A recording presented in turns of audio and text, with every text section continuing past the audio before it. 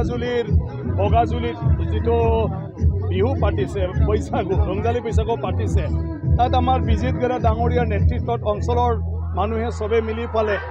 এক প্ৰকাৰ ক'বলৈ গ'লে আন্তঃৰাষ্ট্ৰীয় হৈছে কাৰণ ভূটানৰ পৰা আহিছে মানে সবে প্ৰতিনিধি ইয়াৰ পিছত অৰুণাচলৰ পৰা আহিছে অসমৰ তিনচুকীয়া এই জিলাৰ পৰাও আহিছে আৰু বহুত জাগাৰ পৰা ইয়াত আমাৰ কিছুমান মানে যিখিনি সংস্কৃতি গ্ৰুপ আছে মানে বিহুৰ পৰা আৰম্ভ কৰি বৈশাগুৰ পৰা আৰম্ভ কৰি ইভেন চিনেমা নাটক থিয়েটাৰ সেইবোৰ কৰা মানে যিসকল আৰ্টিষ্ট আছে তেওঁলোককো মাতিছে আৰু ইয়াৰ মাজতে এটা ভাল কাৰ্যসূচী লৈছে যে হকী বান্ধা আমি কম বিচিকি খানাই হকী বান্ধা সম্পৰ্কীয়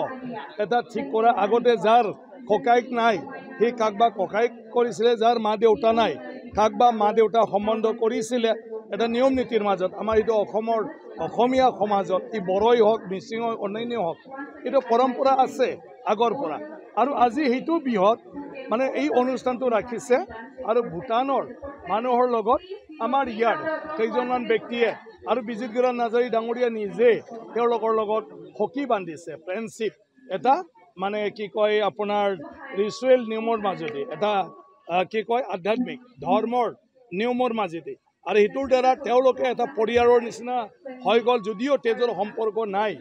জাতিৰ সম্পৰ্ক নাই তথাপিও এই সম্পৰ্কটো আমি মানি লওঁ যে ইয়া পৰিয়ালৰ নিচিনা এটা সম্পৰ্ক গতিকে ইয়া এটা ভূটান আৰু ইণ্ডিয়াৰ মাজত এটা এই সম্পৰ্কটো মধুৰ কৰিব আৰু তেওঁলোকৰ মাজত আদান প্ৰদানটোৱে নিশ্চয় আমাৰ মাজত ভূটান আৰু আমাৰ সম্পৰ্কটো বেছি মানে শক্তিশালী কৰিব গতিকে তাৰ কাৰণে ধন্যবাদ জনাইছোঁ